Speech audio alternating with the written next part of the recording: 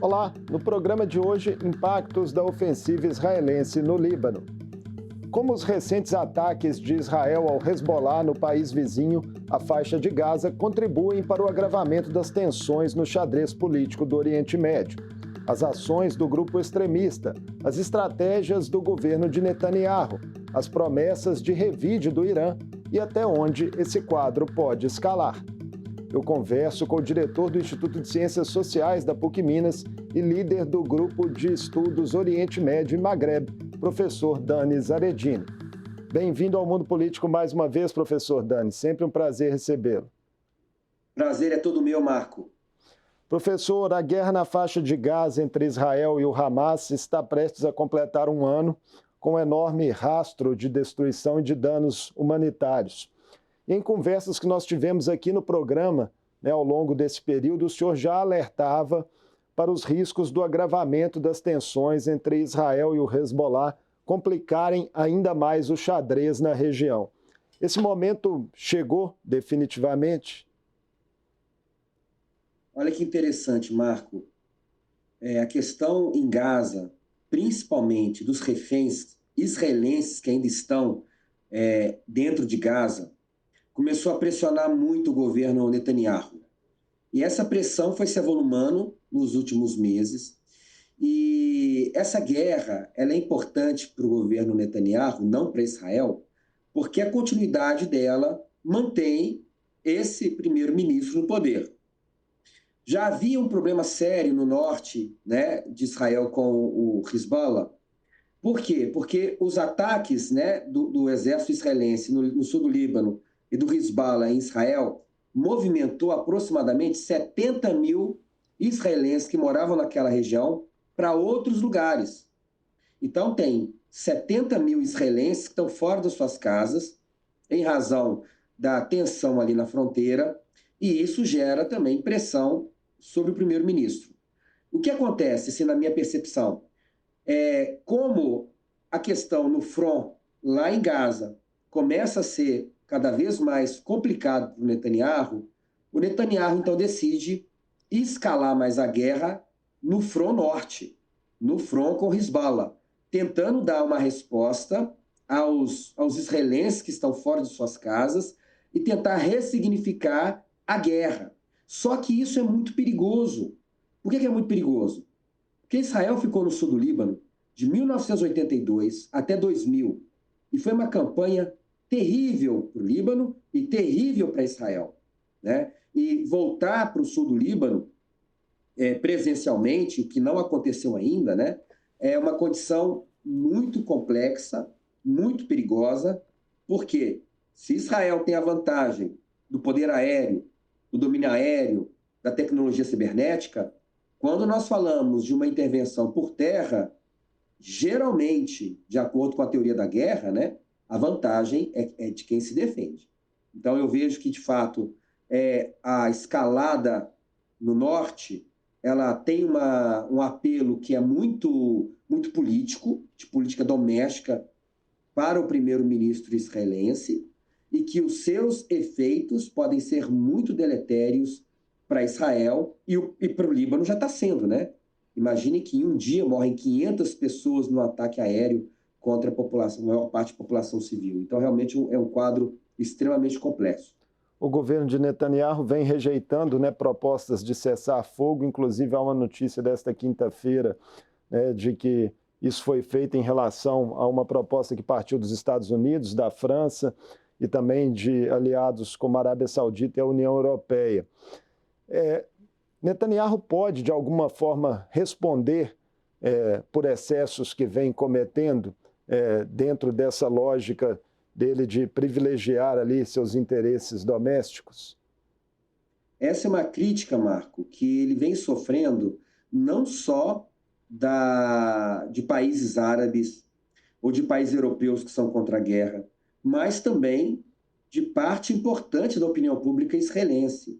Muitos vão dizer que a continuidade da guerra é uma tentativa do Netanyahu de não permitir que ele seja levado à justiça. Por quê? A justiça com relação às falhas do dia 7 de outubro que geraram a invasão ali do Hamas e o ataque atroz do Hamas contra a população civil e alvos militares israelenses. Ali teve problema sério. Então, ele tem que responder a isso também. Mas, para além disso, a Corte Internacional de Justiça, o Tribunal Penal Internacional, já sinalizam ações contra ele. Ele também enfrenta ações por corrupção. Então, ele é, de certa forma, blindado pelo cargo que ele ocupa, né? O cargo político aqui, como no Brasil.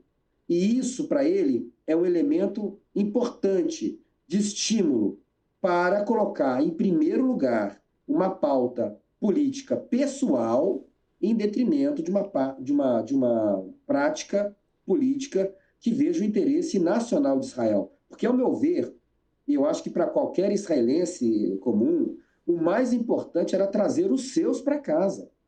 O mais importante era trazer israelenses que estão presos em Gaza há quase um ano para casa. E isso que torna muitos grupos de direitos humanos dentro de Israel enfurecidos com a política do Netanyahu.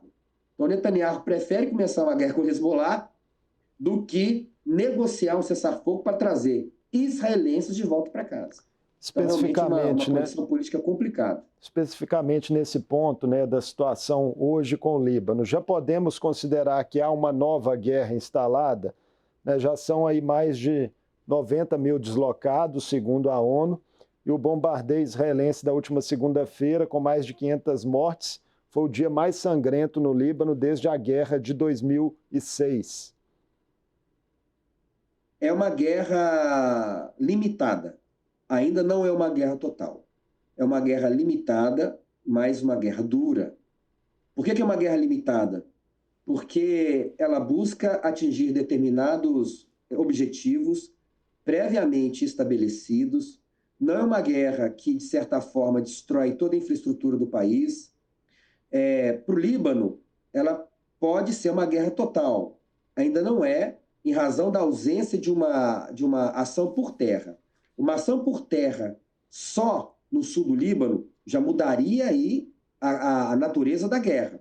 Ela seria uma guerra intermediária entre uma guerra local e uma guerra total. E se eles se arvorassem a ideia de expandir isso para a região mais central do Líbano, aí seria uma guerra total. Né? Então, eu vejo que hoje Israel tenta manter uma guerra limitada contra o Líbano, porque sabe dos custos de uma guerra total com o avanço por terra da sua infantaria e da sua cavalaria, mas, ao mesmo tempo, eles não podem dizer, né, que vai ser uma guerra custosa por terra.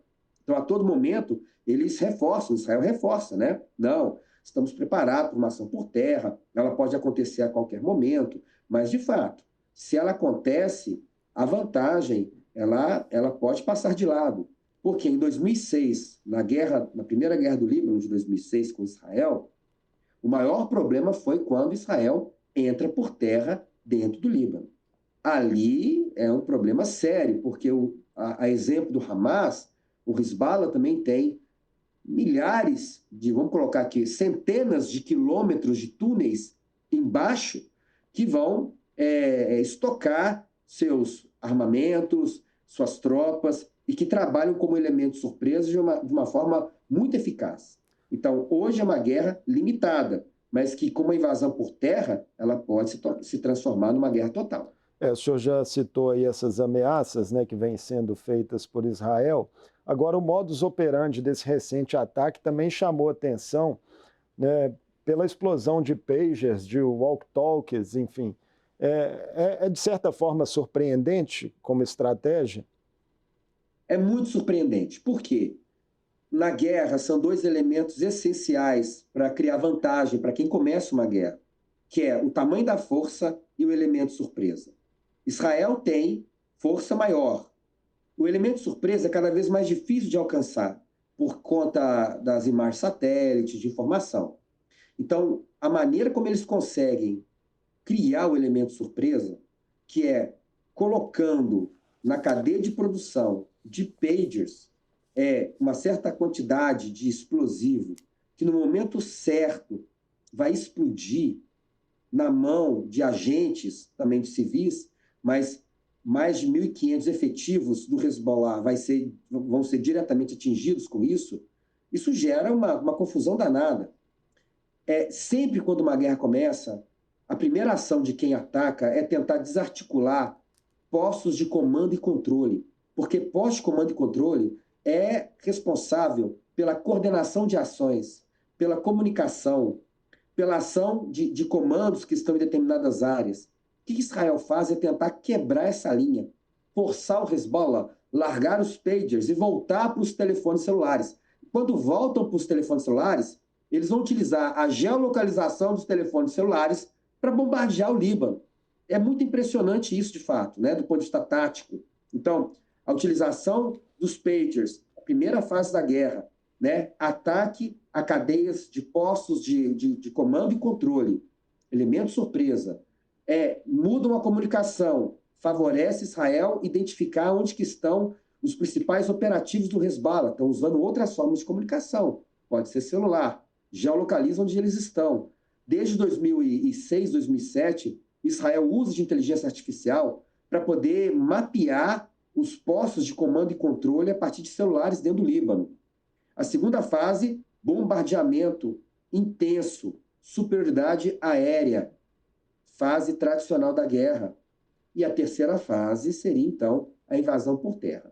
Então, a invasão por terra, que é ainda o grande segredo, né? Eu acho que pode acontecer de poucos comandos israelenses entrarem no Líbano, mas uma guerra generalizada por terra, isso tem um custo grande político para o Benjamin Netanyahu. E o mundo não quer mais mais uma frente de guerra dessa natureza, que nós já vivemos internacionalmente uma desordem mundial, uma falta de legitimidade no comando do mundo por meio dos americanos, mas essa frente seria um problema sério para a estabilidade global. Dirigentes do Hezbollah já se manifestaram dizendo que Israel receberá a punição que merece. Foi a declaração à espada. O Irã também se posicionou em carta enviada à ONU que Israel violou a soberania do Líbano e prometeu resposta às explosões. O que é possível projetar em relação a isso, professor? Se são revides que realmente podem ir além das promessas.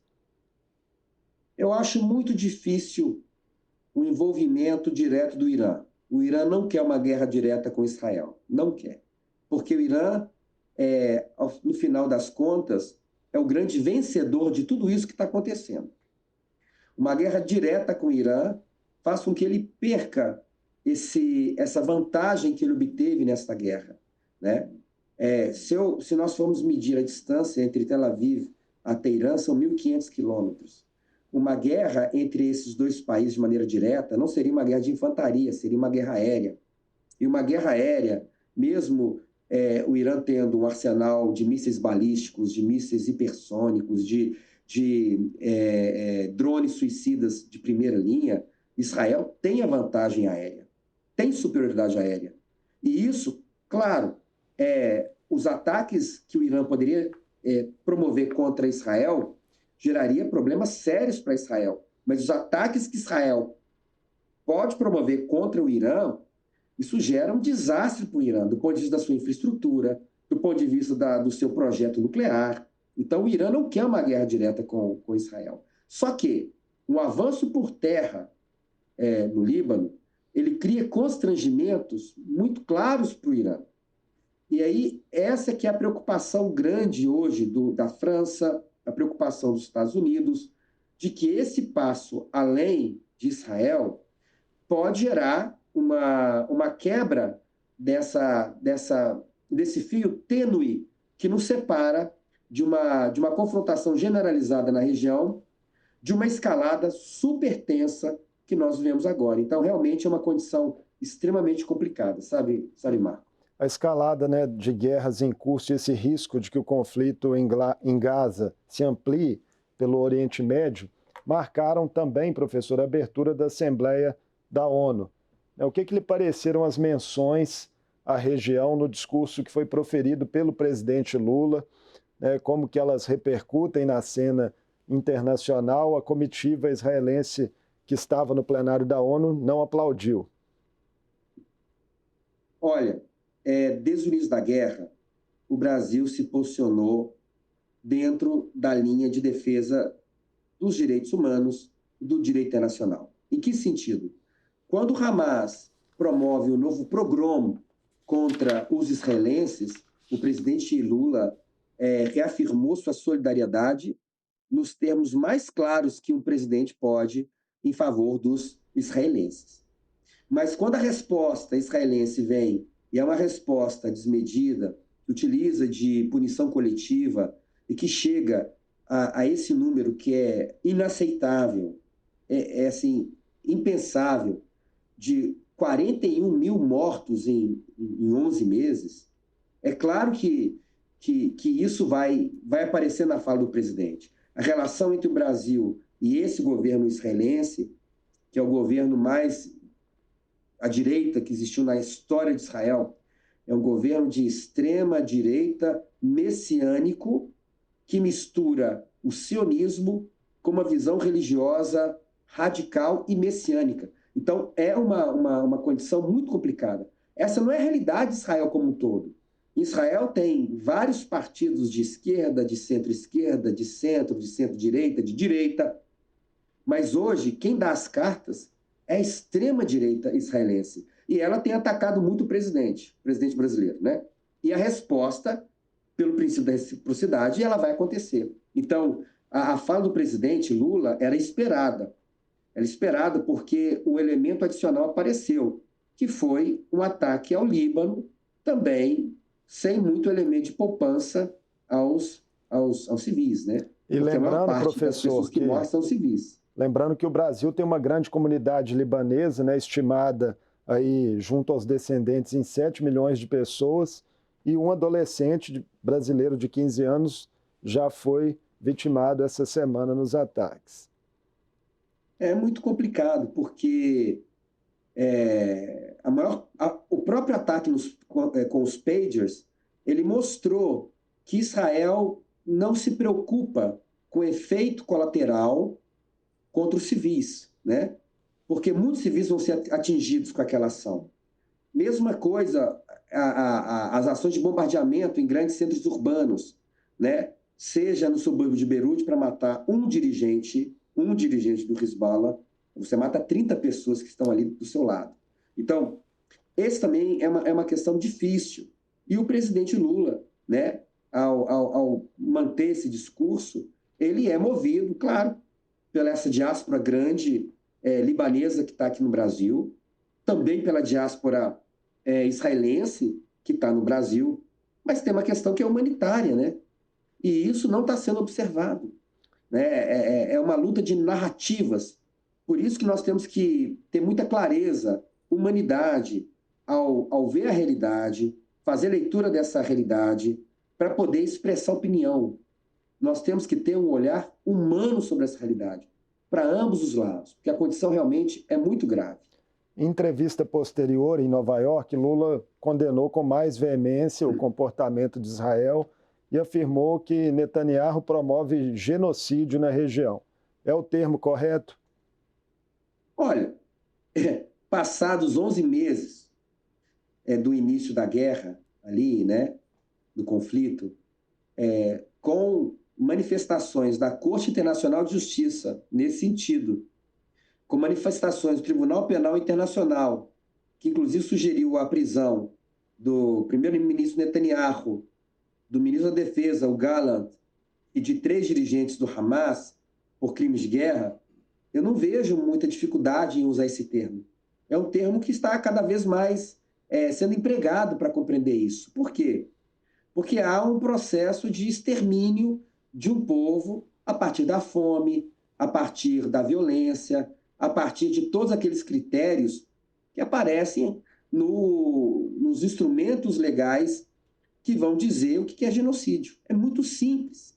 É só entrar ali no estatuto que vai tratar, né, o crime de genocídio e ler quais são os itens que vão dizer o que é o crime de genocídio, e nós vamos encontrar vários elementos. Agora, é claro, isso está permeado por um problema político, por uma questão política, mas quando nós percebemos o impacto que isso tem, que a ação israelense tem, depois de 11 meses, na sua imagem no mundo inteiro, a gente começa a entender que o mundo muda um pouco a visão sobre a natureza da guerra, né? É uma guerra de extermínio. E por isso que essa guerra tem que acabar logo. Porque Israel tem direito de continuar existindo por séculos e buscar aí, ó, na sua tradição, na sua cultura e no seu legado para o mundo, prosperidade para o seu povo. Mesma coisa para os palestinos. Mas com essa política, é uma condição perigosa, tanto para israelenses como para palestinos. O presidente dos Estados Unidos, Joe Biden, em relação à faixa de Gaza, defendeu na ONU que Israel e o Hamas aceitem o acordo de cessar-fogo, que garantiria a volta dos reféns, né, que seguem envolvidos, e o fim da ocupação israelense na região. Sobre a escalada do conflito para o Líbano, Biden afirmou que uma guerra total não seria do interesse de ninguém. Como que os Estados Unidos, professor, calculam seus movimentos na região e que papel eles ainda podem cumprir por lá nesse contexto histórico? Olha que interessante essa questão, Marco. Os Estados Unidos não conseguem controlar o seu maior aliado no Oriente Médio. Isso significa que a capacidade de ordenamento sistêmico que os Estados Unidos tinham na década de 90, na década de 2000, ela acabou. O que nós temos hoje não é uma ordem mundial, uma desordem mundial, porque a capacidade dos americanos de conseguirem controlar conflitos internacionais é cada vez menor, inclusive com aliados tão próximos como os israelenses. Para o Biden, essa guerra é um desastre. E por que ele é um desastre? Nos ataques de 7 de outubro, a busca por uma solidariedade total a Israel fez Biden dar carta branca a Netanyahu. Mas Netanyahu é uma raposa política. E essa carta branca ele não conseguiu tirar posteriormente. Mesmo sendo deletério a sua campanha à reeleição, mesmo sendo deletéria para os democratas, mesmo sendo deletéria para a ordem mundial e para a sua liderança internacional, ele não consegue controlar os israelenses. É uma coisa muito impressionante. O que seria fundamental agora para os Estados Unidos? Essa guerra acabar imediatamente. Cessar fogo em Gaza, cessar fogo no Líbano, iniciar conversas para tirar ali as forças israelenses de dentro de Gaza, 2 estados, mas Israel não aceita. Olha que situação. Isso é uma sinalização do enfraquecimento, claro, evidente, do poder americano, no sentido do controle da ordem mundial. Hoje o mundo vive uma desordem mundial, não tem ordem mundial. Por quê? É transição de ordem de uma Pax Americana para algo que parece que é uma ordem chinesa, leste asiática, russa, indiana. E esse é o grande desafio do Brasil. Como o Brasil se coloca nesse mundo. E esse é um desafio para Israel, porque daqui a pouco essa relação de aliança também muda. E como é que vai ser? Vai ter carta branca para agir com os palestinos assim? Para agir com os árabes dessa forma? Não, não vai ter carta branca. Então, é uma condição muito complicada para os Estados Unidos, e isso revelou a fragilidade e a fraqueza do presidente Biden como a liderança americana na ordem internacional. Essa fraqueza, ela pode, de alguma forma, ser revertida com o resultado da eleição presidencial em curso nos Estados Unidos? E antes do senhor responder, só registrar aqui que, infelizmente, chega a notícia de mais uma adolescente brasileira vítima lá nos ataques de Israel ao Líbano. São muito patrícios brasileiros e libaneses, né, que sofrem com essa guerra. Assim como tivemos também patrícios israelenses judeus que morreram no dia 7. É muita tragédia, né? Nós temos que lembrar de Isaac Rabin e de Yasser Arafat, lá em 1993, quando disseram basta de sangue. 2 generais que lutaram todas as guerras um contra o outro perceberam que o caminho era a paz. E que foi dinamitado esse processo justamente por esse mesmo ator chamado Benjamin Netanyahu, né? Com o assassinato do Yitzhak Rabin, vai assumir como primeiro-ministro e, a partir dali, vai desconstruir por completo, né, essa busca pela paz. Mas a questão das eleições nos Estados Unidos é muito complexo isso.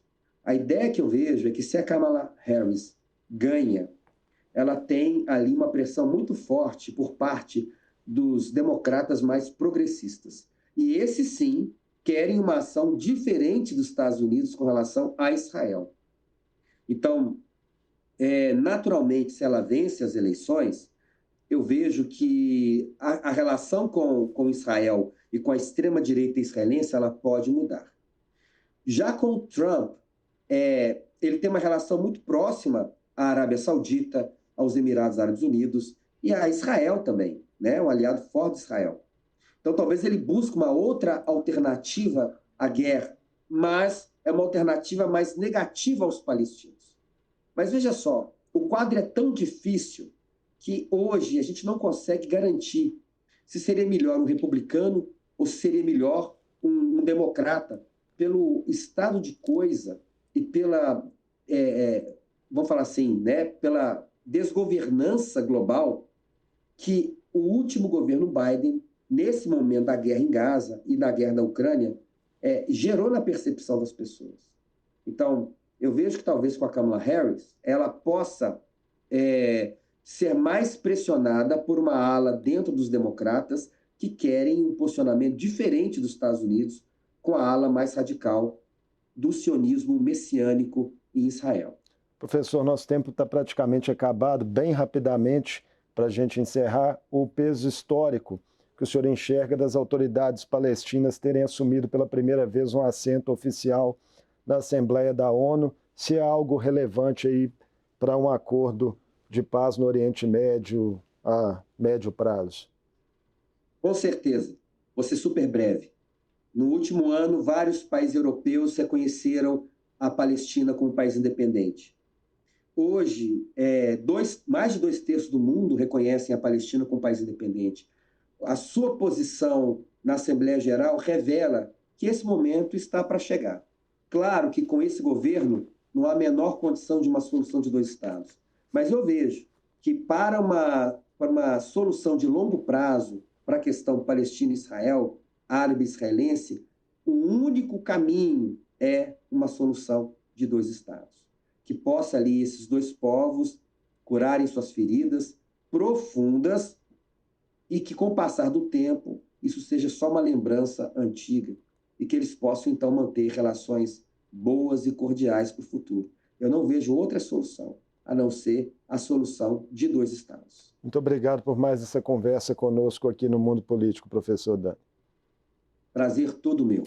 Muito obrigado. Eu conversei com Dani Zaredini, professor de Relações Internacionais, diretor do Instituto de Ciências Sociais da PUC Minas e líder do Grupo de Estudo Oriente Médio e Magreb.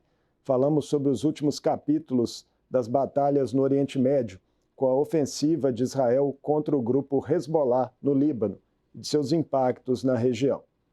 O Mundo Político fica por aqui. Obrigado por nos acompanhar e até o próximo programa.